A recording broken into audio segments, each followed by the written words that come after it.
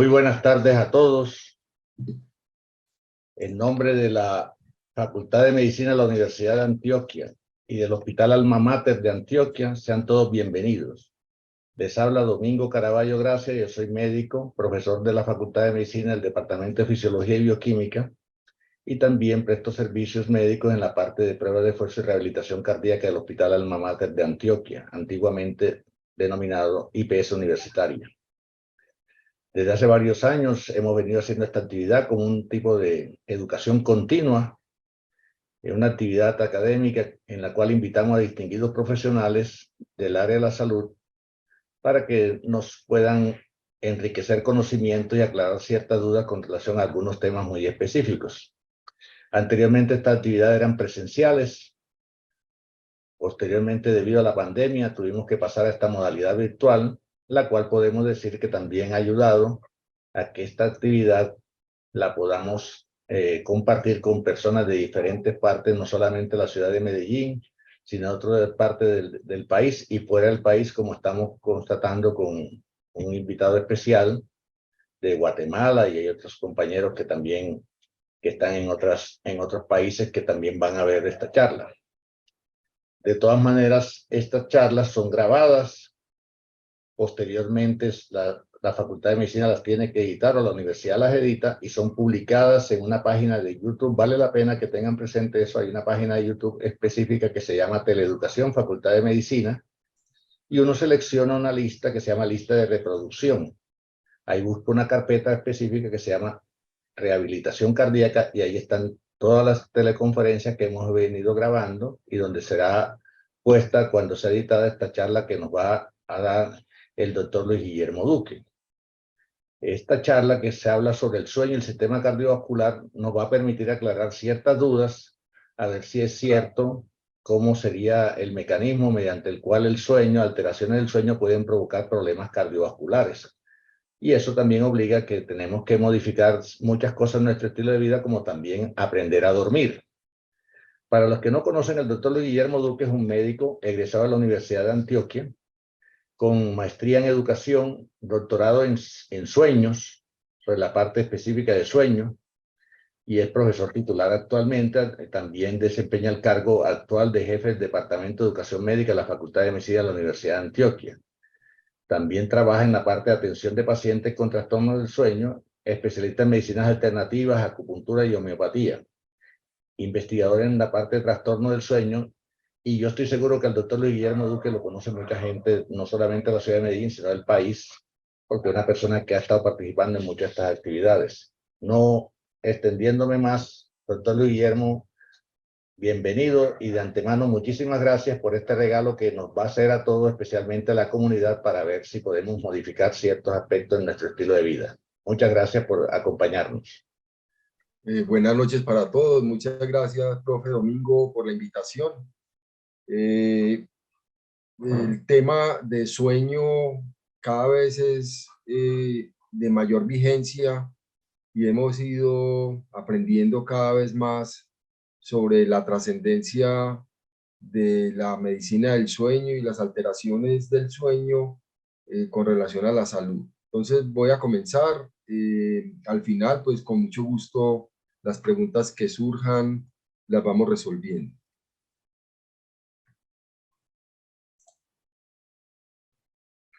Muy bien, el sueño es un proceso activo que consta básicamente de dos ciclos en cuanto al comportamiento cerebral del adulto. Recuerden que el sueño se vuelve bifásico a partir de los 2 años de vida y el sueño cumple con unos procesos homeostáticos que generan cambios específicos dependiendo de la fase en la que nos encontremos al momento de dormir. El sueño tiene trascendencia e importancia prácticamente en todos los sistemas corporales y día a día vamos encontrando mayor repercusión en cada uno de los sistemas si se encuentra deterioro en distintos factores importantes que los vamos a ir mencionando alrededor de no solamente de la duración de la calidad, de la forma de dormir, de la hora de dormir, que ahorita lo voy a ir mencionando, sino que hay efectos directos si el sueño disminuye en cantidad o si aumenta en cantidad. Hay unos efectos directos y aquí tienen un listado de los riesgos que están implicados en esas alteraciones en la duración del sueño.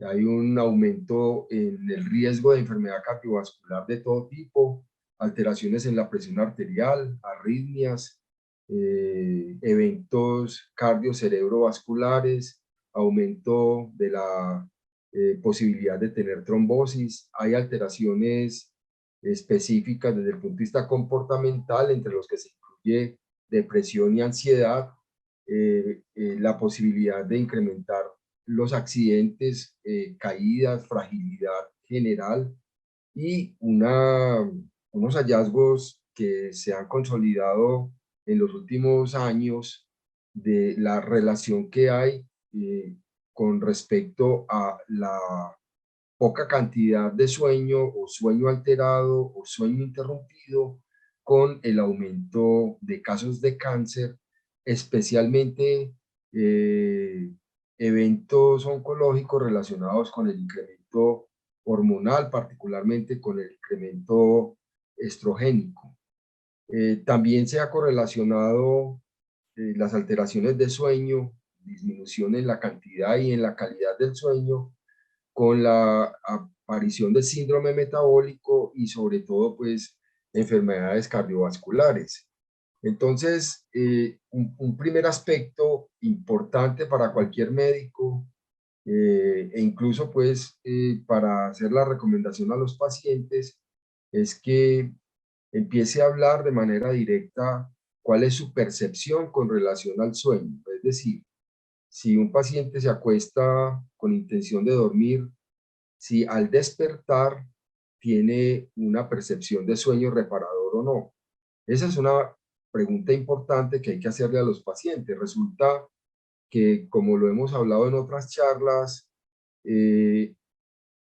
las condiciones de sueño tienen un componente genético importante en términos de que hay personas que preferimos madrugar y hay personas que prefieren trasnochar. Hay dormidores cortos y hay dormidores largos. Y esos subgrupos que aparecen en el ser humano y que son condiciones normales están determinadas desde el punto de vista genético. Así que tendremos familias madrugadoras y familias trasnochadoras, tendremos dormidores cortos y dormidores largos, pero adicionalmente es la percepción que cada sujeto tiene sobre si su sueño tiene o no tiene buena calidad. Hay otros aspectos importantes que están aquí mencionados. Cómo es el ambiente del sujeto para dormir, es decir, si el cuarto es oscuro, si el cuarto es cómodo, si el cuarto es silencioso. La oportunidad, es decir, hay un aspecto importante relacionado con la definición de insomnio y es la incapacidad para conciliar o mantener el sueño teniendo las condiciones correctas y la oportunidad de hacerlo. Si el sueño tiene o no tiene continuidad, es decir, si el sueño es interrumpido, si el sueño es fraccionado en determinado momento, y otro aspecto que no pareciera importante y que tiene mucha trascendencia, y lo voy a mencionar enseguida, es el horario en que dormimos. Resulta que nosotros en esta profesión, muchos de nosotros tenemos que hacer turnos, hacemos turnos nocturnos, tenemos la obligación de dormir de día después de un turno nocturno y la calidad del sueño durante el día, por los aspectos de la cronobiología, no son los mismos. Tenemos nosotros como especie, hemos evolucionado para trabajar de día y dormir de noche, a diferencia, por ejemplo, de los gatos o los ratones que duermen de día y están despiertos de noche, o a diferencia de los cetáceos y los delfines y algunas especies marinas que duermen a cualquier hora, pero duermen con la mitad del cerebro. Son hallazgos y son estudios que se han ido consolidando con el paso del tiempo y que tienen trascendencia pues, en la función general. Siempre hay una pregunta sobre cuánto debería uno dormir, y aquí tienen unos promedios generales en las recomendaciones. Un recién nacido duerme entre 12 y 15 horas. El recién nacido tiene un sueño unifásico, duerme, come y duerme y come. Como decía un amigo, se despierta y le da hambre, come y le da sueño. Más o menos ese es el resumen del recién nacido. Luego aparecen diferentes momentos en los niños de edad preescolar. Acuérdense de lo que les decía, a los 2 años se consolida el sueño bifásico y eso es importante para lo que sigue en la presentación. En edad escolar se habla de una necesidad de sueño de 9 a 11 horas y en los adultos ojalá pudiéramos tener de 7 a 9 horas y en los mayores igual de 7 a 8 horas. Esta variabilidad va produciéndose por algunos cambios que se generan dentro del cerebro con el paso del tiempo y particularmente a partir de los 2 años con la mielinización y la maduración del cerebro ya tenemos un problema, no un problema, un ciclo bifásico con relación al sueño.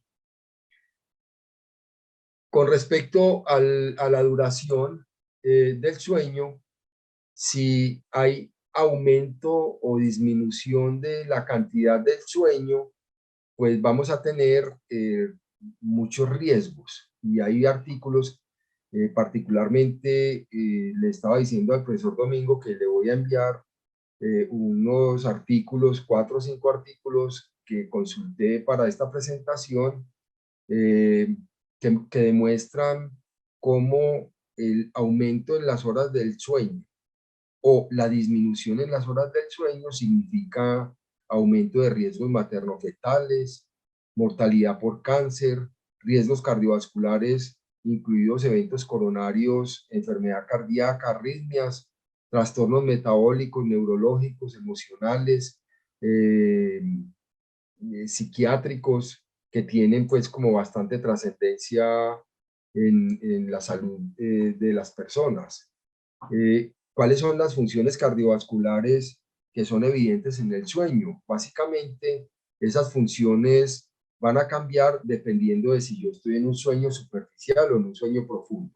Para contextualizar un poco, nosotros tenemos 2 ciclos de sueño, uno que se conoce como sueño sin movimientos oculares rápidos o no REM o no MOR, y una parte del ciclo que se llama sueño con movimientos oculares rápidos. Prácticamente el 80% del total de sueño en una noche lo pasamos en la fase de sueño sin movimientos oculares rápidos, que está caracterizado por tres fases, y solamente el 20% del sueño total de una noche es sueño con movimientos oculares rápidos. ¿Eso por qué tiene importancia? Simplemente para que lo recuerden. En la fase de sueño no more, en la fase en la que yo no tengo movimientos oculares rápidos y por ende estoy en un sueño superficial, literalmente el cerebro lo que hace es, voy a decirlo como lo diría mi mamá, barre, sacude y trapea. ¿Qué pasa en ese 80% de la noche? Se reconectan neuronas, aparecen las acciones y las funciones que últimamente se han demostrado de manera certera de la glía, haciendo la limpieza y recogiendo neurotransmisores que no se han usado, reparando neuronas, recogiendo neuronas que ya no están funcionando, reconectando. Entonces, 80% de la noche, esa es la función del cerebro. La segunda parte, ese otro 20%, lo que corresponde en cada ciclo de sueño al sueño MOR o al sueño con movimientos oculares rápidos, o al sueño REM es que todos los sistemas se ponen a prueba. Y ello incluye, como lo muestra esta diapositiva, una regulación que depende del sistema nervioso autónomo, en el que en el sueño REM se pone a prueba los sistemas, y entonces en la parte cardiovascular aparece bradicardia o aparece taquicardia, aparecen arritmias, aparece vasodilatación o vasoconstricción, y hay una variabilidad intensa que puede generar cambios en la frecuencia cardíaca, cambios en la presión arterial, cambios en la acción del sistema nervioso autónomo mediado por el nervio vago, y todos estos cambios pues van a producir en individuos sanos, se han detectado incluso arritmias, bradicardias hasta 20, 22, 24 pulsaciones por minuto durante el sueño más profundo, y esto simplemente es poner a prueba el sistema después de que hay una secreción particular de neurotransmisores y de hormonas que lo voy a ir mencionando un poquito más adelante. ¿Qué pasa entonces en el sueño no REM? En el sueño superficial, entre comillas, hay un aumento de la ganancia de vasoreceptores, hay una relativa estabilidad en la regulación autonómica y hay disminución de la actividad simpática, particularmente en las tres fases de ese sueño no REM o no MOR, que corresponde al sueño superficial, que son el momento N1, N2 y N3, en lo que se conoce como la estadificación del sueño en un registro polisomnográfico. En el caso del sueño REM, lo que les decía, lo que sucede es que hay cambios específicos como prueba. Así que el sueño tiene muchas funciones, se han demostrado funciones muy específicas relacionadas con el rendimiento cognitivo, con la consolidación de la memoria, con la regulación del metabolismo y la función inmunitaria. Miren que hay un sinfín de funciones que se han ido demostrando a partir del estudio del sueño superficial o del sueño profundo. Tiene que ver con el procesamiento emocional, con soñar, por ejemplo, que es una función que se considera esencial en el ser humano para elaborar determinadas situaciones que ha vivido durante el día, y resulta que la cantidad de sueño, la calidad de sueño en general no se ha considerado para el mantenimiento de la salud cardiovascular. Entonces la pregunta que surge es si será que la función cardiovascular es una función separada de todo lo que tiene que ver con el sueño, y la respuesta obvia es no. La función cardiovascular está absolutamente integrada con las funciones cardiovasculares. ¿Qué pasa en la parte cardiovascular? Pues hay una teoría que se conoce como la teoría visceral del sueño. Entonces, les decía, la primera fase, que corresponde al sueño no MOR, que dura aproximadamente en un ciclo de sueño que se calcula dura 2 horas. La primera hora y media estamos entonces en esa teoría de la limpieza y la función restauradora del sueño, y en la segunda parte vamos a estar en posición de prueba para todos los sistemas basados pues en las secreciones de neurotransmisores y de hormonas que voy a mencionar ya en un instante. Entonces, desde el punto de vista de la regulación cardiovascular, en el sueño normal, se sabe, por ejemplo, que los mayores riesgos se atribuyen al sueño con movimientos oculares rápidos por una razón muy simple. Si estamos poniendo a prueba todo el sistema, pues es posible que el paciente que no esté en buenas condiciones de salud no tolere esos cambios bruscos a los que lo está sometiendo el sistema. Yo me acuerdo de mi abuela que siempre decía cuando rezaba: ojalá Dios me dé la muerte de los justos. Yo algún día le pregunté qué era eso, y me dijo que la muerte de los justos era que uno se acostaba a dormir y no despertaba. Entonces significaba que uno no tenía dolor, que no tenía riesgos, que no tenía sufrimiento, y podía morirse en paz, sin ningún sufrimiento. Y cuando usted tiene un sueño profundo y lo ponen a prueba, pero no tiene los sistemas que responden la prueba, pues le puede pasar eso que pedía mi abuela en sus rezos. El sueño no REM, por su lado, lo que hace es que aumenta la resistencia vascular sistémica y como consecuencia, pues hay vasodilatación, también contribuye a la caída de la presión arterial y ahí en general, cuando estamos hablando del sueño no REM o no MOR, estamos contribuyendo a una caída a través del sistema nervioso autónomo y la predominancia del sistema parasimpático, una caída de la presión arterial, de la frecuencia cardíaca y por ende una caída del gasto cardíaco.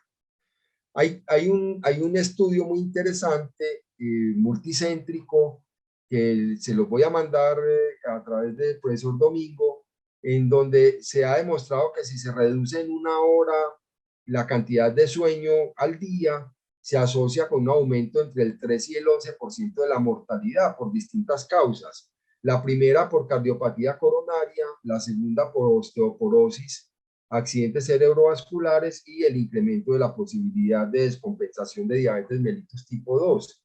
Simplemente que en el promedio de su vida usted empiece a bajar el número de horas de sueño que requiere y si vaya acumulando deuda de sueño, solo 1 hora aumenta hasta en un 11% los riesgos. Pero lo curioso de este estudio adicionalmente es que si usted aumenta el número de horas de sueño, ya los riesgos oscilan entre 7 y 17% de posibilidades de accidente cerebrovascular, cardiopatía coronaria, accidente cerebrovascular y también para diabetes mellitus tipo 2. Hay una cosa curiosa, uno cuando dice que trabaja en medicina del sueño, la pregunta siguiente es, ¿uno cuánto debe dormir? Y la respuesta simple es, uno debe dormir lo que necesite para funcionar correctamente al día siguiente. La respuesta adicional es, uno debe dormir lo que le garantice un sueño reparador y sobre todo que usted no esté fatigado, que no tenga somnolencia, que no tenga bostezadera, que no tenga dificultades para la concentración. Y hay otra respuesta adicional y es que, lo decía un amigo, Andrés Franco, decía, mire, uno debe dormir lo que dormiría cuando está en el periodo de las vacaciones, pero no en la primera semana, sino en la segunda. En la primera semana como que se está desatrasando de la deuda. En la segunda semana ya su cuerpo está más o menos habituado, entonces usted debería dormir lo que dormiría en la segunda semana de las vacaciones sin que nada lo esté esperando al día siguiente.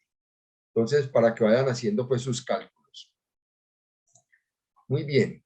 ¿Qué pasa si uno duerme poco? Pues desde el punto de vista de función cerebral se han demostrado muchas alteraciones. Aquí hay algunas mencionadas, atrofia o lesiones en la sustancia blanca cerebral que causa directamente trastornos cognitivos, ya sea de memoria, fijación de memoria, memoria a corto plazo y trastornos comportamentales. Pero además hay una alteración directa sobre todo el sistema inmunológico con neuroinflamación que significa aumento del factor de necrosis tumoral alfa.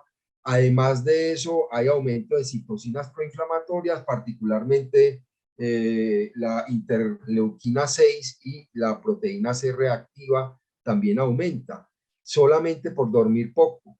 En conductores, por ejemplo, se ha demostrado que una deficiencia de 2 horas de sueño equivale a conducir como si usted hubiera ingerido 4 tragos de aguardiente. Se han hecho estudios con conductores de larga jornada y esos son los resultados. La Asociación Americana de Automovilismo ha mostrado la incapacidad de reacción, se duplica básicamente la capacidad de frenado, el tiempo de capacidad de frenado, simplemente por el hecho de tener una deuda de sueño de 2 horas previo a conducir un automóvil. Un automóvil a 80 kilómetros por hora prácticamente se desplaza 100 metros en 2 segundos. Y usted en 2 segundos puede arrasar con lo que haya por delante simplemente porque tuvo un microsueño. Aquí aparece una cosa muy interesante. A mí en esta revisión me llamó mucho la atención la trascendencia que tiene en este momento la melatonina en la salud del ser humano y cada vez se encuentran más funciones, a tal punto que una de las recomendaciones de algunos de los autores que tuve la oportunidad de revisar para esta presentación, recomiendan que a uno le deberían dosificar melatonina como si fuera parte de los signos vitales. ¿Qué relación tiene la melatonina con cáncer? ¿Qué relación tiene la melatonina con el sueño? Recuerden que la melatonina es una hormona que se secreta a partir de las 6 de la tarde, una vez cae el sol. Nosotros en nuestra evolución tenemos una parte del árbol de evolución con las aves. Somos bastante sensibles al ciclo luz y oscuridad, y a partir de las 5:30, 6 de la tarde empieza la secreción alta de melatonina hasta llegar a un punto máximo a las 8 o 9 de la noche. ¿Qué hace la melatonina? Propiciar el desencadenamiento de una cadena de eventos propiciados por el quiasma, por el núcleo supraquiasmático, para que se secreten algunos neurotransmisores en los que se incluye serotonina, adrenalina, noradrenalina y sus acciones directas sobre estructuras en el cerebro, particularmente en el RAFE y en la sustancia reticular activante, para llegar a tener sueño.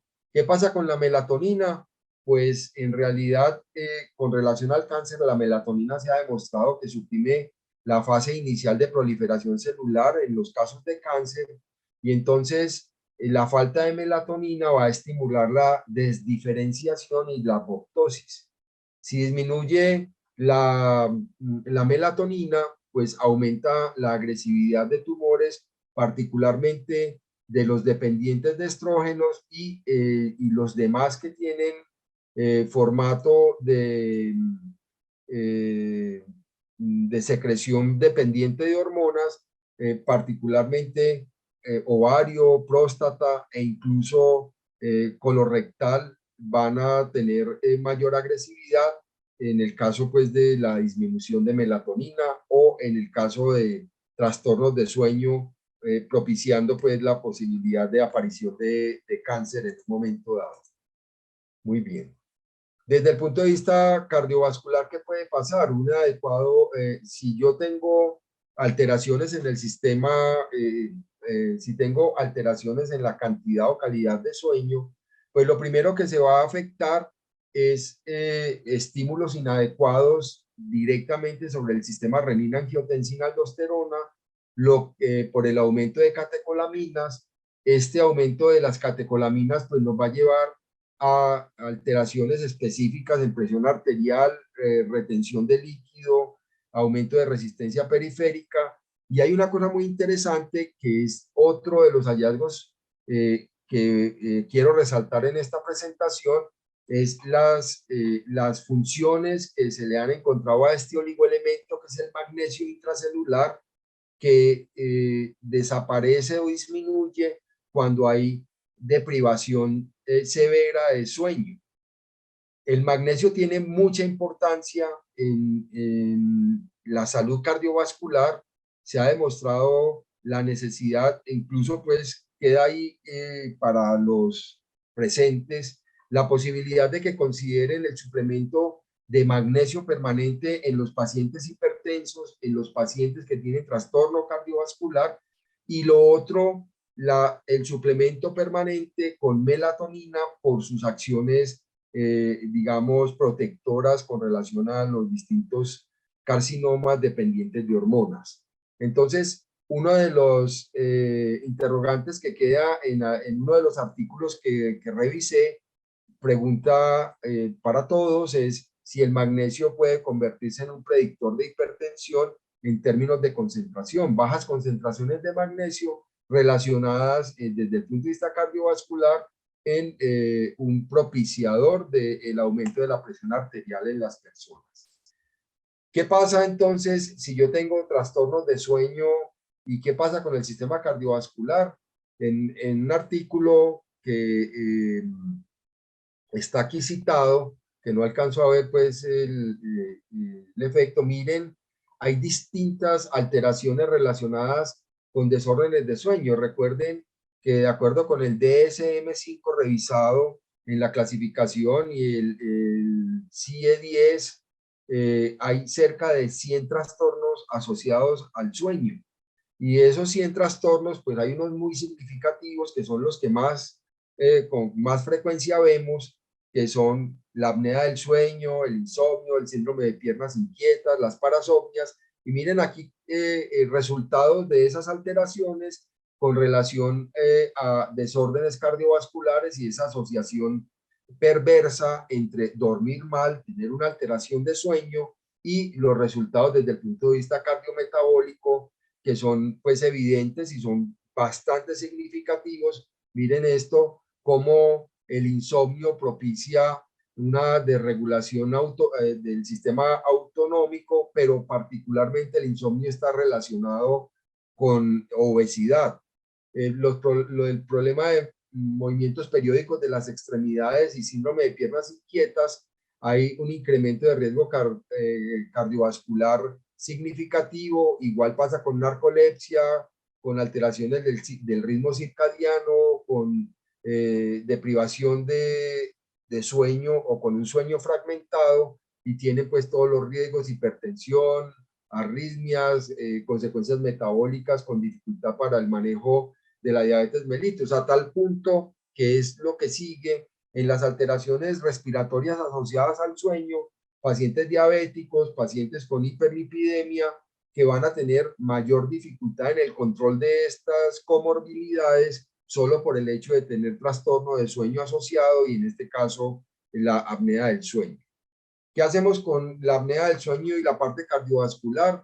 Pues sabemos que la apnea del sueño produce un sueño fraccionado, básicamente de anormalidad en el intercambio gaseoso, hay cambios hemodinámicos y hay disfunción autonómica evidente que, digamos, va a tener mayor trascendencia en el caso de que haya mayor número de eventos de apnea o de hipopnea durante el sueño.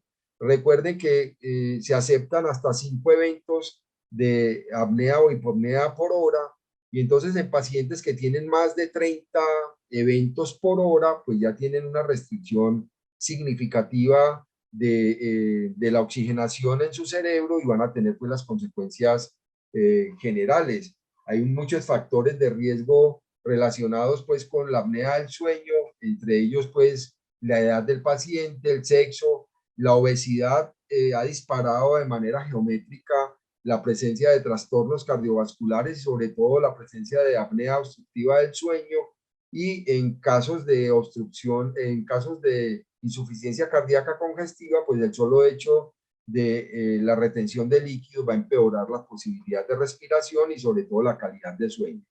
Hay unos factores importantes: 20 a 30% de los hombres adultos y 15% de las mujeres tienen mayor prevalencia, es la prevalencia general de apnea del sueño, y aumentando.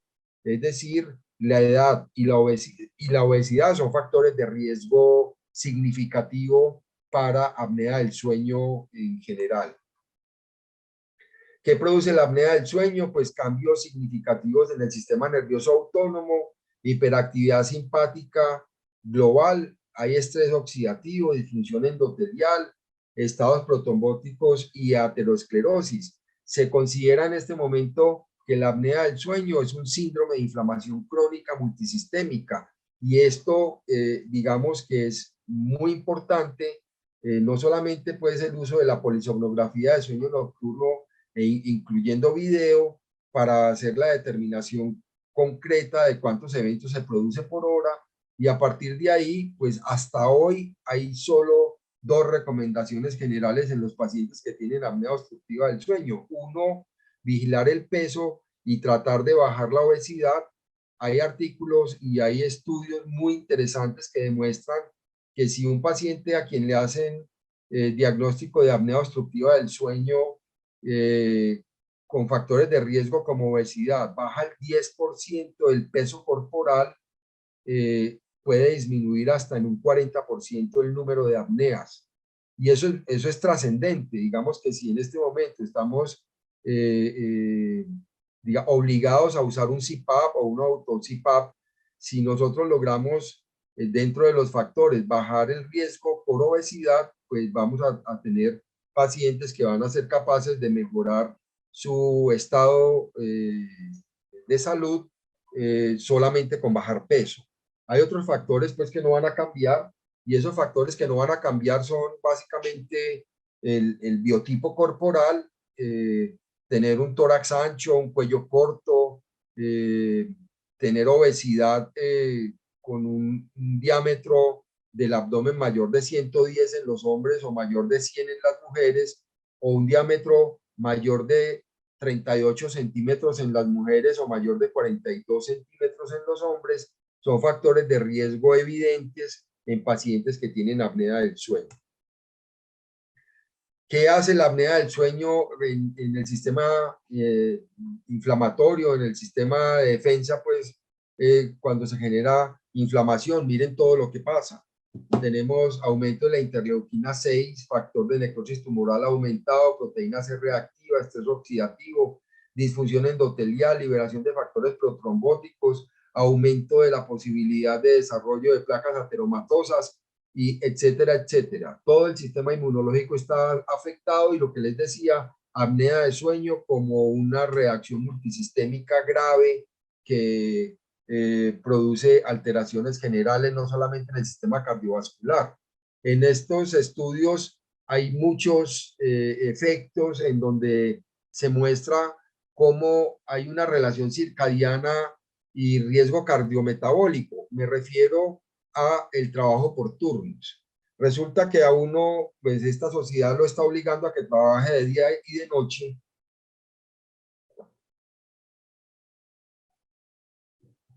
No solamente por las necesidades productivas, sino obviamente en el campo de la salud y otros campos debemos tener atención 24 horas, pero solo el hecho de tener trabajo por turnos nos está aumentando los riesgos de manera brutal de alteraciones de salud que son irreversibles: hipertensión arterial, infarto, diabetes, obesidad,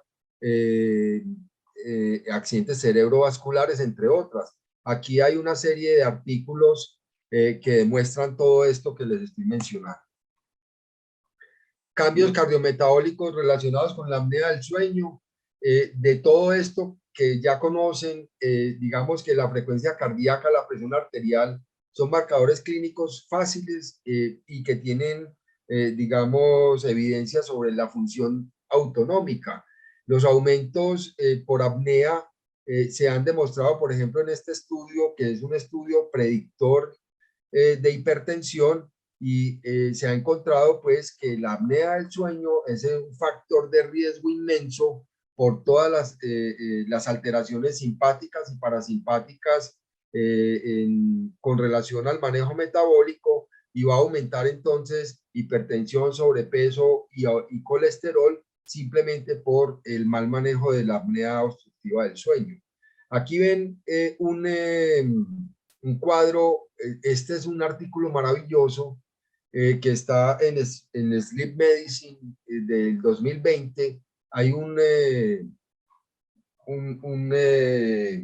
se llama? Un trabajo específico relacionado con medicina del sueño, y viene este esquema en donde muestran cómo la apnea obstructiva del sueño, por distintos mecanismos, termina produciendo todas estas alteraciones cardiovasculares, que es lo que nos interesa pues en esta presentación: hipertensión, aterosclerosis, isquemia miocárdica, hipertrofia y falla cardíaca, arritmias, distintos mecanismos. Cuando se habla de arousals, son pequeñas pausas respiratorias que aumentan el tono del sistema nervioso autónomo, aumentan las catecolaminas, y a partir de ahí las consecuencias pues ya conocidas.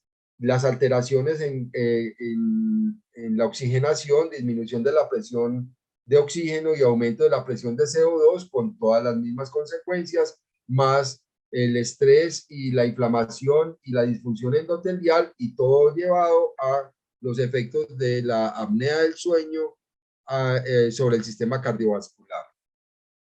Habíamos hablado adicional de los desórdenes de sueño y las alteraciones en el ritmo circadiano por la cronobiología, con estas particularidades de incremento severo de los problemas cardiovasculares y cardiometabólicos a partir de alteraciones en las hormonas sexuales. Como pueden ver en el trabajo por turnos, esa variación, la frecuencia cardíaca varía de forma cíclica diaria. Es más alta en la vigilia y más baja en el sueño, pero si yo altero mi ritmo de sueño, voy a hacer aumento en la resistencia a la insulina, voy a dañar las células beta pancreáticas, voy a aumentar, voy a alterar las funciones cardiovasculares y voy a alterar todo el sistema simplemente por hacer trabajo nocturno. Esto es muy, muy importante. Factores de riesgo inmensos: más inflamación, más hipertensión, más tendencia a la obesidad y más dificultad para el manejo de la diabetes y de los riesgos metabólicos. El sueño REM, como les había dicho al principio, se caracteriza por una activación de la función parasimpática, pero además en estos cambios que son obvios durante las fases de sueño, se producen arritmias que en una persona sana se toleran, pero en una persona que tiene alteración cardíaca, pues va a ser intolerante a eventos de bradicardia o taquicardia intermitente, que son parte del sistema de prueba al que nos somete la fase de sueño MOR o la fase de sueño REM. En el sueño REM hay fluctuaciones episódicas del flujo sanguíneo, lo que hace que aumente la frecuencia cardíaca y disminuya la resistencia vascular coronaria. En otros momentos, dependiendo de la fase en la que nos encontramos, mediado por el sistema nervioso, que se incluye en redes corticales, pero también una regulación que depende del nervio vago, se van a producir alteraciones cardiovasculares que van a depender de este estado de afección de la vía aérea en los pacientes pues, con apnea de sueño. Hay distintas estructuras en el cerebro que participan en el control del sueño. Básicamente dependemos del núcleo supraventricular, del quiasma y del núcleo supraventricular del tálamo, y a partir de ahí pues se van a desencadenar la liberación de distintos neurotransmisores que le garantizan a uno poder pasar por las distintas fases de sueño para tener un sueño reparador. Recuerden que uno duerme por ciclos, que los ciclos tienen una duración aproximada de 2 horas y que lo mínimo que uno debería dormir por noche son de 3 a 5 ciclos completos. Eso implica 1 hora y media más o menos de sueño no MOR y media horita de sueño MOR de manera cíclica. Entonces, recomendación general: traten de tener unos horarios fijos de sueño, acostarse y levantarse más o menos a la misma hora y calcular que la hora de despertar pues no coincida con el sueño profundo. Porque si coincide con el sueño profundo, el cerebro interpreta que uno no ha dormido nada. Entonces al otro día va a decir, no dormí nada, y la gente le va a decir, pero ¿cómo así? Usted ya 10 horas dormido. Y como el cerebro lo despertamos en medio del sueño más profundo, del sueño MOR, su interpretación es que no durmió bien y que no durmió como debería. Por otro lado está el cerebelo, que tiene pues una función específica para el mantenimiento de la presión arterial, particularmente pues de los cambios posturales. Cuando yo tengo alteraciones pues del núcleo supraquiasmático, voy a tener alteraciones específicas cardiometabólicas mediadas por los centros de control cerebral.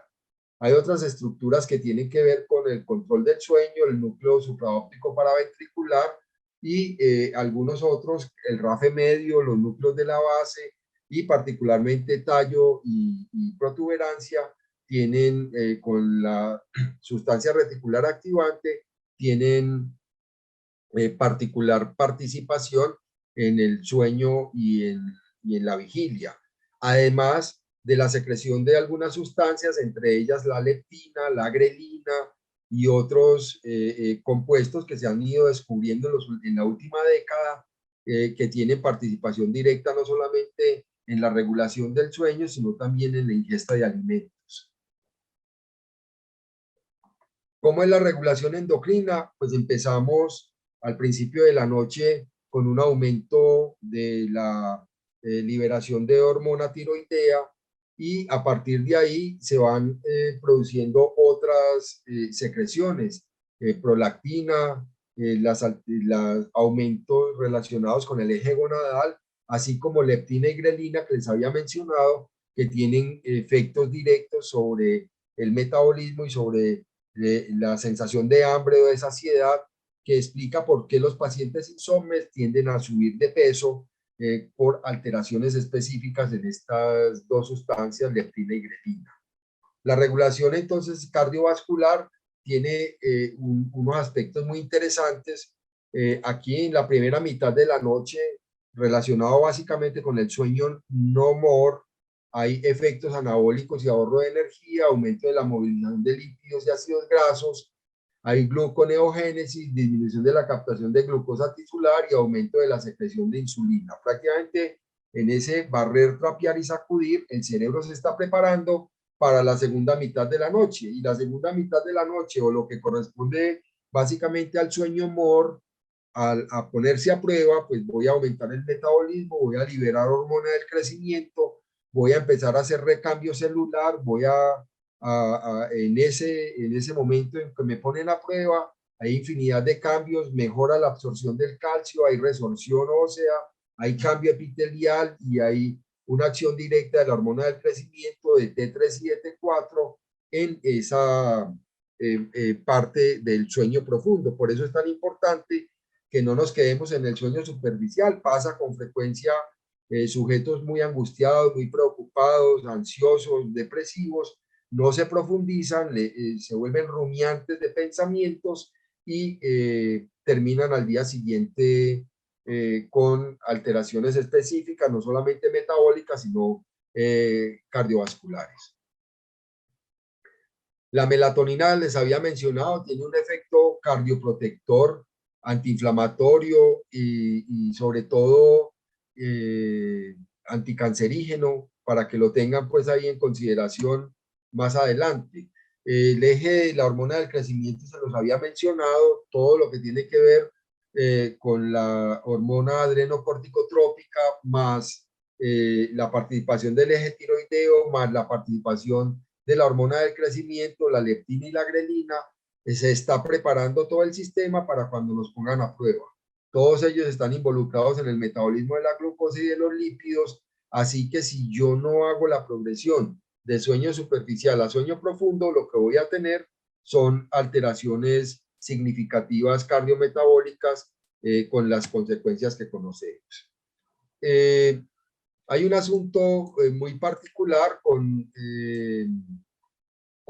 el sistema de regulación cardiovascular, digamos que lo habíamos dicho, dependiendo del patrón de luz y oscuridad, hay unos efectos anabólicos y de ahorro de energía en la parte inicial del sueño, y en la más profunda pues hay un gasto evidente de energía. Hay cosas muy curiosas que se han ido demostrando en los estudios profundos de sueño en zonas donde hay días muy cortos, Dinamarca, Suecia, todo lo que está cerca al Polo Norte, han tenido que implementar estos países terapias de luz cuando los días son muy cortos, porque ha aumentado los eventos de depresión, de suicidio, trastornos cardiovasculares severos, hipertensión, síndrome metabólico, obesidad. Entonces, las terapias de luz, digamos que son originadas en Suecia. El Instituto Karolinska fue el primero que empezó con estos mecanismos, tratando de velar por una mejor salud mental de la población sueca, danesa, finlandesa, etc.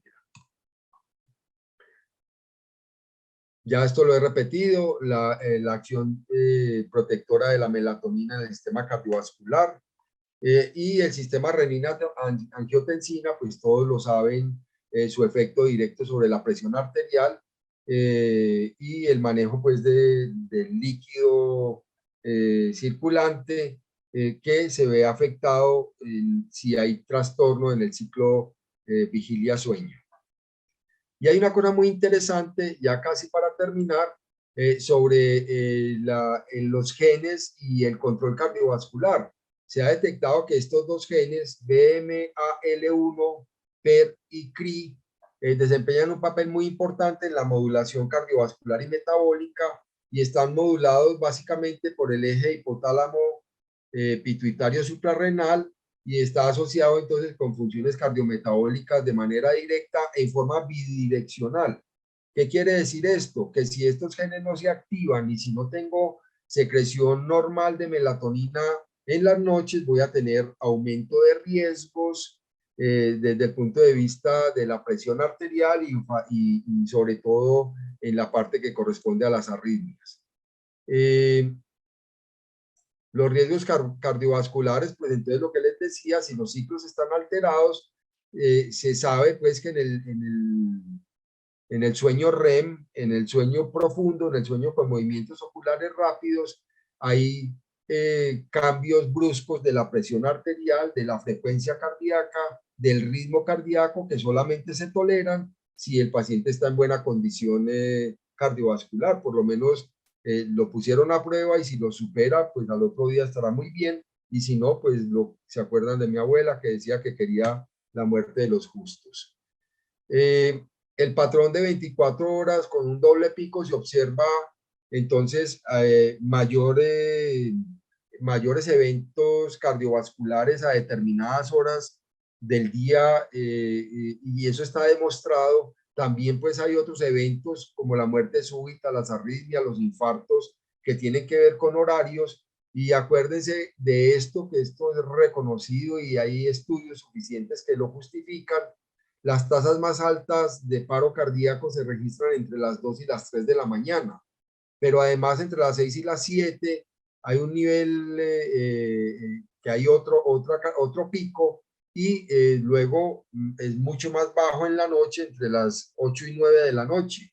Esto tiene que ver básicamente con lo que desde el principio les he mencionado, con la cronobiología, y esa cronobiología pues nos va a explicar secreciones hormonales, secreciones de neurotransmisores y la relación directa pues con el ciclo del sueño.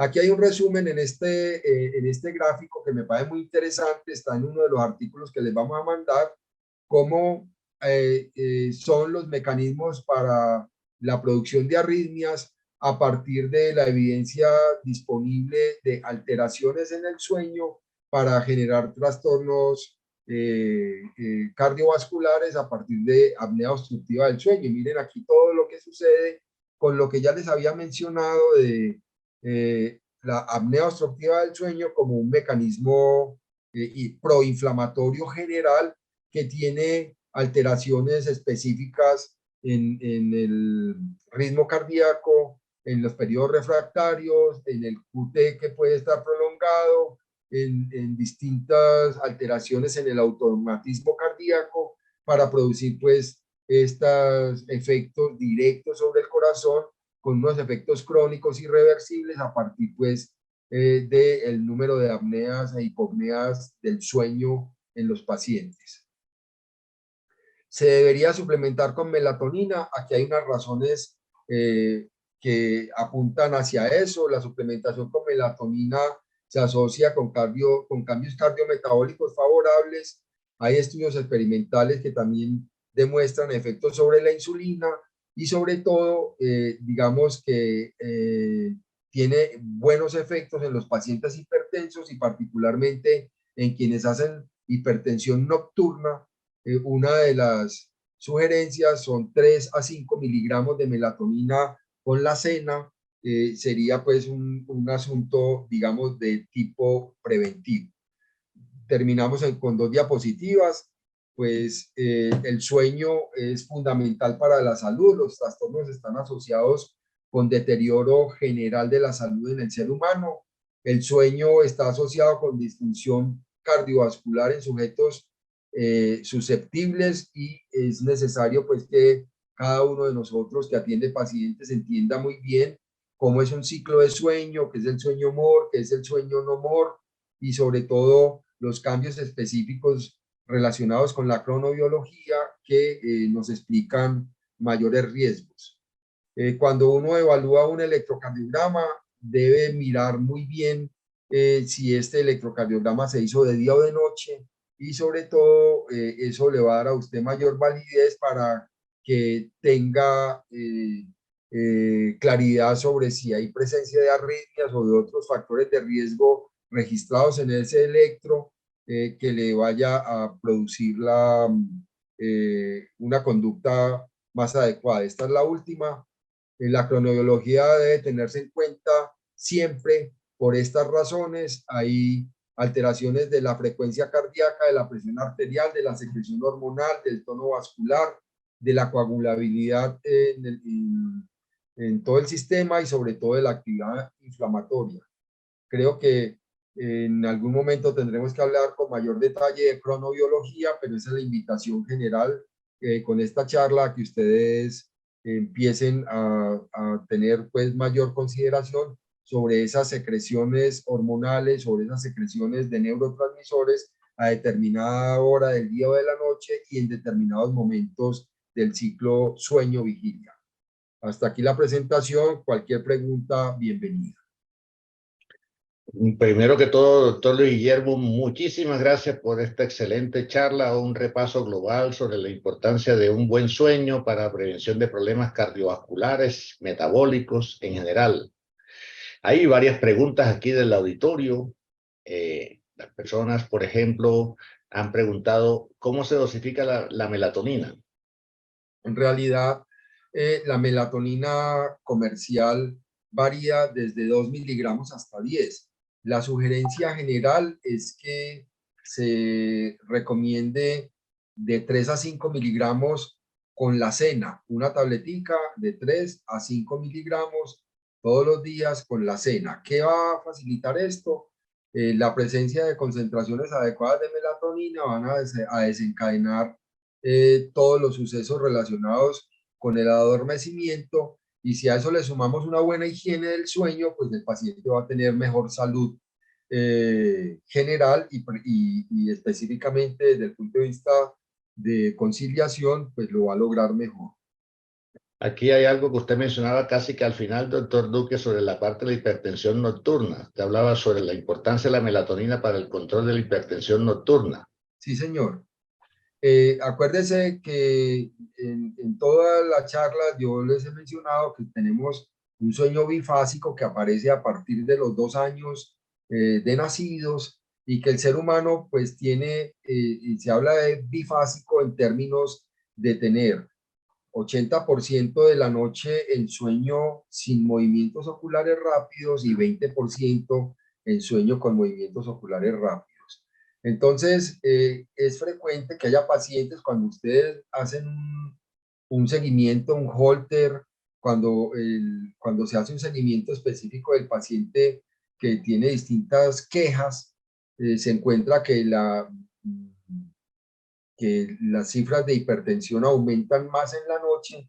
Pues aquí tenemos un candidato adicional, primero para que se revise la calidad de sueño, los ciclos, si se están cumpliendo o no, y segundo, lo que acabo de mencionar con la melatonina como suplemento, que podría ayudar bastante a sus pacientes. Otra pregunta que hacen aquí, doctor Duque, es ¿cómo se puede calcular para no despertar en la fase de sueño profundo? Pues hagan un recuento simple. Miren, la hora y media, cada ciclo dura más o menos 2 horas. En la primera hora y media uno pasa de somnoliento a dormido, que es un sueño más superficial, y luego pasa a un sueño más profundo hasta estar en el sueño profundo. Entonces, a esas fases en medicina del sueño se le conoce como N1, N2 y N3. En N3 yo estoy en sueño profundo, pero no he llegado todavía al sueño con movimientos oculares rápidos. Yo puedo estar dormido profundo sin movimientos oculares rápidos, y entonces estaría, entre comillas, a pesar de estar dormido profundo, en un sueño superficial. Cuando llego al sueño más profundo, que corresponde al sueño con movimientos oculares rápidos, ese sueño dura solo media horita. Entonces voy a ponerle cualquier ejemplo a quien hace la pregunta. Yo me acuesto a las 10 de la noche, a las 11:30 estoy entrando en el sueño más profundo y a las 2, y entre 11:30 y 12 estoy en el sueño más profundo. Les había dicho que uno duerme de manera cíclica y que lo ideal es que uno haga de 3 a 5 ciclos por noche. Por eso el cálculo es que uno debería dormir entre 8 y 9 horas cada noche. Ojalá todos tuviéramos ese privilegio.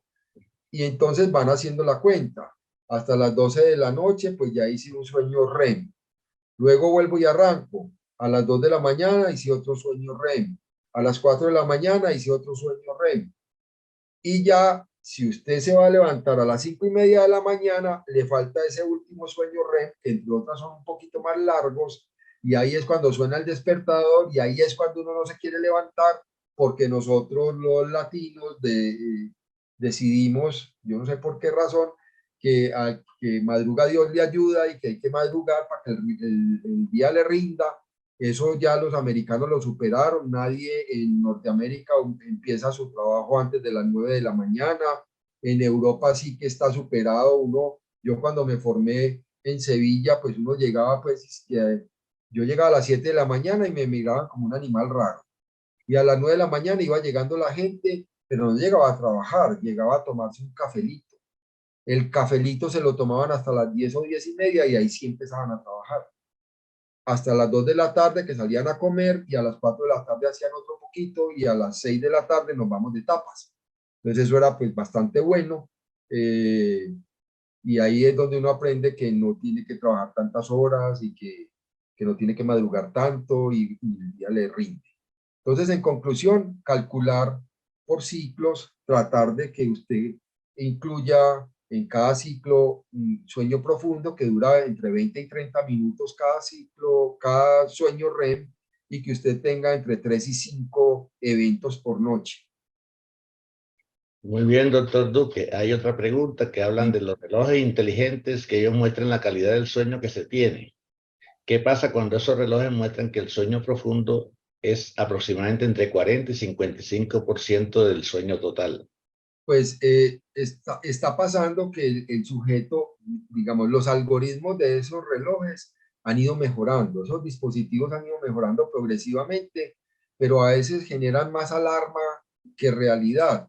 Digamos que no hacen la diferenciación entre sueño no more y sueño more, y entonces solo informan sueño profundo, entre comillas, pero se saltan en el algoritmo lo que usted ya había dormido sin movimientos oculares rápidos, que con ese sueño también descansa. Entonces, digamos que idealmente el dispositivo le tendría que marcar como sueño que termine convirtiéndose en sueño reparador entre 70 y 80%. Tener 40 o 50 significa que no está haciendo ciclos completos o que no está llegando al sueño profundo de manera correcta. Una cuña, una aproximación adicional. La siesta debería ser una ley de la República. Ahora que están discutiendo tantas cosas en el Senado, debería haber un proyecto que obligue a que todos hagamos una siesta máximo de media hora, entre 20 y 30 minutos.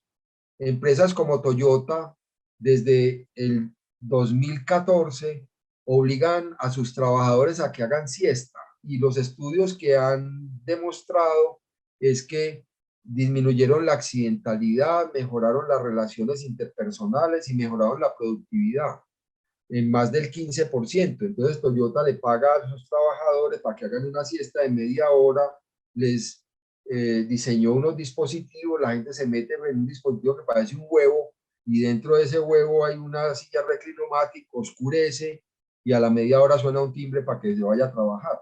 Entonces esa es una cuña adicional para el que tenga fatiga durante el día, para el que crea que tiene un sueño fraccionado o insuficiente, hay que hacer siesta de no más de media hora. Muy bien. Doctor Duque, aquí hay otra pregunta relacionada con los cuidadores de ancianos. Dicen que los cuidadores de ancianos nos recomiendan cada 3 horas en las noches cambiarle de posición. Así alteramos el sueño en ellos y en los cuidadores entonces. ¿Sería Claro que mejor sí. dar el sueño en ambos o reducir la acción de voltearlos? No, mire, es que la acción de, digamos que ya por fortuna hay dispositivos que se ponen en el colchón que evitan pues la compresión de la piel por largo tiempo, que es como donde vienen los huevos, que es un dispositivo de cartón que tiene zonas elevadas y zonas deprimidas. Eso ya hace rato pues está inventado y se puede poner en los colchones. Hay unos dispositivos particulares o hay unos colchones que o son aire o son agua que podrían ayudar pues a esos ancianos para que no tengan esos eventos de compresión larga en determinados sitios de la piel para que no vayan a producir escaras. Obviamente, si no se tienen esos dispositivos, pues que el cuidador tenga que hacerle cambio de posición al paciente es obviamente necesario para el paciente y eso sí interrumpe el sueño de ambos. Pero yo creo que la solución ya también se conoce, que es tener dispositivos específicos en la superficie del colchón que le facilite al paciente no tener presión directa permanente en un sitio particular de la piel. Muy bien, doctor Duque. Aquí hay dos preguntas que se relacionan. Una habla sobre la melatonina como citoprotector cardiovascular, la dosis, y por acá también hacen algo parecido sobre cómo se viene la presentación de la melatonina y con qué frecuencia. Sí, señor, lo dije ahora, son tableticas, vienen en distintas presentaciones, en miligramos que oscilan aquí en Colombia entre 3 y 10 miligramos. Incluso hay una presentación de 2 miligramos que se llama Circadin. Eh, eh, la dosificación y la recomendación pues es una tabletica con la cena, es decir, 7 8 de la noche, 6 7 8 de la noche, dependiendo de la costumbre de a qué hora cenen, y una diaria. Muy bien. Aquí hay otra pregunta que dice, ¿qué pasa con los ciclos del sueño cuando se usan hipnóticos o inductores del sueño? Perverso. Todos los hipnóticos, todos los inductores de sueño sí producen somnolencia y puede producir sueño, pero ninguno va a producir un ciclo de sueño normal. No se producen los ciclos de REM y no REM de manera cíclica, sino que aparece, voy a poner cualquier ejemplo, el grupo de las setas, solpidem, sopiclona, sopiclona, etcétera, pues lo que hacen es una inducción de sueño que dura 4 horas, es un hipnótico, pero no produce ciclos de sueño. Entonces, ninguno de los somníferos ni de los hipnóticos que hay en el mercado van a producir un sueño característico como debería ser el ciclo normal que está en nuestra evolución. A veces hay pacientes que requieren este tipo de medicamentos y la sugerencia siempre es que no se lo tomen por más de 3 meses. ¿Cuál es el problema? Que los pacientes empiezan a decir que cómo les van a quitar ese medicamento, que ya tienen una dependencia, que yo me tomo 10 gotas, pero que yo me quisiera tomar eso de por vida. Y ese es un problema cuando usted vaya a pensar en darle un hipnótico o un somnífero a un paciente, piénselo 2 veces porque el paciente va a empezar a tener eh, grandes dificultades para eh, bajarse de ese medicamento. Aquí hay dos preguntas muy relacionadas, doctor Duque, que dice que algunos pacientes han reportado cefaleas con el uso de la melatonina, si eso tiene o no relación. Y la otra es si la suplementación con melatonina puede inhibir la producción endógena de la misma. ¿Se debe hacer pausas en el tratamiento con melatonina para evitar esto? Y miren, digamos que yo no soy muy amigo de medicamentos de toma eterna, pues nosotros producimos nuestra propia melatonina. Digamos que la base fundamental de la melatonina es que se secreta cuando el cuarto tiene las condiciones necesarias, que sea oscuro, cómodo y silencioso, básicamente que sea oscuro. Por eso cuando se habla de normas de higiene del sueño siempre se dice saque de la habitación todos los distractores, saque el televisor, el celular, el computador, trate de que su cuarto sea oscuro y sobre todo que el cuarto sea silencioso y cómodo. Con esa perspectiva, yo no debería, porque yo tengo secreciones normales de melatonina, concilio el sueño, hago ciclos de sueño y yo no tendría que suplementar nada. Estoy hablando en un momento dado de pacientes con cardiopatía y se pueden hacer ciclos, al igual que cualquier medicamento, no darlo por más de 3 meses, suspenderlo un mes o dos y volver a darlo de acuerdo con el criterio de quien lo está recomendando. Entonces, uno si tiene una melatonina endógena y que uno suplemente, hasta hoy no se ha demostrado que inhiba la secreción de melatonina en sí misma. Y lo importante realmente es normas de higiene del sueño que incluye un cuarto oscuro, cómodo y silencioso y unos horarios específicos para ir a dormir y para levantarse. Aquí el doctor Rory Vides hace un comentario, dice que se sugieren 50 miligramos como cronobiótico y están estudiando de forma experimental una dosis de hasta 300 miligramos como citoprotector. ¿Qué opina usted, doctor Duque? No, eso es un exceso, en mi opinión, pero digamos que hay distintos artículos que están haciendo esa propuesta y yo creo que en el trabajo a mí me parece suficiente entre 3 y 5 miligramos, 50 o 300 me parece un exceso realmente y sobre todo que no es que salgan de aquí con la idea de que todo el mundo tiene que ir a tomar melatonina, sino más bien todo el mundo debe tener una higiene del sueño correcta que le permita la liberación endógena de melatonina y que pueda tener ciclos de sueño específicos. Doctor, si la siesta dura más de 30 minutos, ¿qué repercusiones tiene? Y si En debemos realidad lo dar que despertador para que la siesta no se haga larga. sí, en realidad lo de la siesta de menos de media hora es tratando de que usted no llegue al sueño profundo, sino que sea un sueño sin movimientos oculares rápidos, en donde usted recargue, descanse y dé la oportunidad, entre comillas, de reconectar, de que la guía haga su trabajo, pero no se trata de que usted se profundice porque se va a levantar con dolor de cabeza y mal geniado.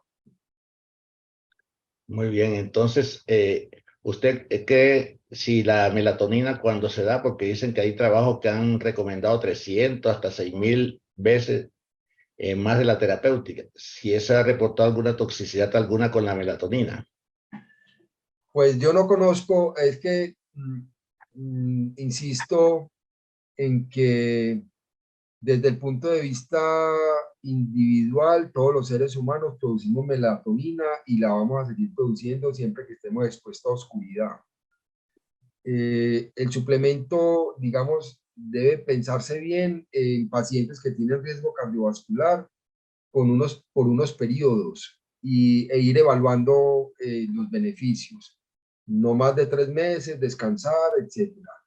Dosis muy altas de cualquier medicamento, pues aumentarán los riesgos y están en este momento son propuestas que aún tienen centro de discusión. Muy bien, doctor, esta es una pregunta que hago yo directamente. De acuerdo a la presentación suya, grandes cambios que ocurren en las personas durante el sueño están implicados el sistema nervioso autónomo, la Sí. parte simpática y la parte parasimpática. Nosotros una de las cosas que hemos visto también es, por ejemplo, las personas que hacen actividad física regular aumentan la actividad parasimpática en reposo y disminuyen la actividad simpática. Ujú. ¿Eso tiene alguna repercusión, alguna modificación? Sabemos que el ejercicio físico puede tener muchos beneficios mejorando el peso, mejorando, disminuyendo estrés, ansiedad, depresión, pero desde el punto de vista del sueño, ¿qué repercusión tienen las personas que hacen ejercicio físico regular teniendo en cuenta estos cambios autonómicos? ¿Es favorable? Claro que sí, profe. Mire, hay muchos estudios, se han hecho estudios de investigación con atletas de alto rendimiento y se ha encontrado pues que no solamente es el hecho de que usted mejore su calidad y capacidad cardiovascular, sino que también mejora la elasticidad de los vasos, disminuye la producción de ateromas, aumenta la tolerancia al esfuerzo, una cantidad de eventos pues que todos conocemos de los beneficios del ejercicio, y en este caso concreto pues hacer ejercicio y con eso, con lo que usted recalca de aumentar la actividad parasimpática en el día y disminuir la simpática durante la noche, pues va a ayudar a mejor tolerancia de cualquier evento cardiovascular. Eso está demostrado hace mucho rato. Y en atletas hay muchos estudios sobre calidad de sueño y sistema cardiovascular, en particular en atletas de alto rendimiento, y se ha demostrado pues los beneficios y la calidad de sueño que ellos tienen, excepto pues cuando se aproximan grandes competencias, que la parte emocional los afecta mucho. Muy bien, doctor. De todas maneras, siendo que no hay más preguntas hacia la vista, por aquí vemos que el doctor Rory Vides desde Guatemala le expresa su agradecimiento por parte de la Universidad San Carlos de Guatemala, la carrera de medicina por parte de su servidor, el grupo de médicos que acompañan la charla de Guatemala le expresan sus agradecimientos. Igualmente un gran número de personas que estoy seguro que han visto la charla. Estoy seguro que están muy agradecidos, doctor Duque, por este regalo grande que nos ha hecho. Si alguien quiere hacer una nueva pregunta o alguien quiere hacer un comentario, puede hacerlo. Si no, doctor Duque, no tenemos más que darle nuestros agradecimientos. De todas maneras, a todo el público en general les quiero comentar, estas charlas, les repito, son grabadas. Cada uno de ustedes, por ejemplo, puede explorar, buscar el YouTube y buscar lo que se llama Teleeducación, Facultad de Medicina de la Universidad de Antioquia.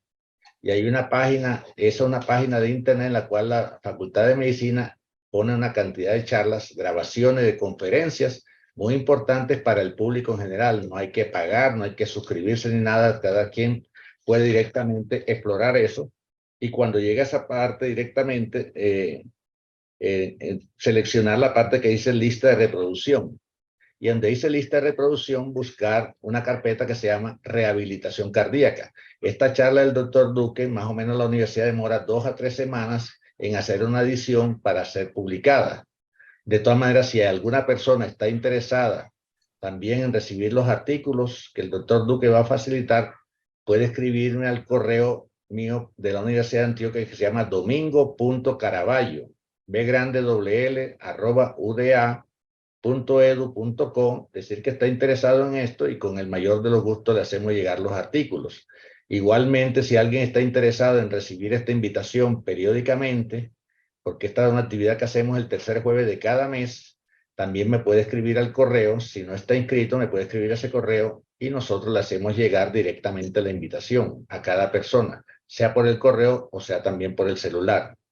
De todas maneras, muchas gracias, doctor Duque, y a todos los compañeros, las personas que nos estuvieron acompañando en esta interesante charla. Muchísimas gracias y nos vemos dentro de un mes en esta actividad. Muchas gracias a todos, que les vaya muy bien.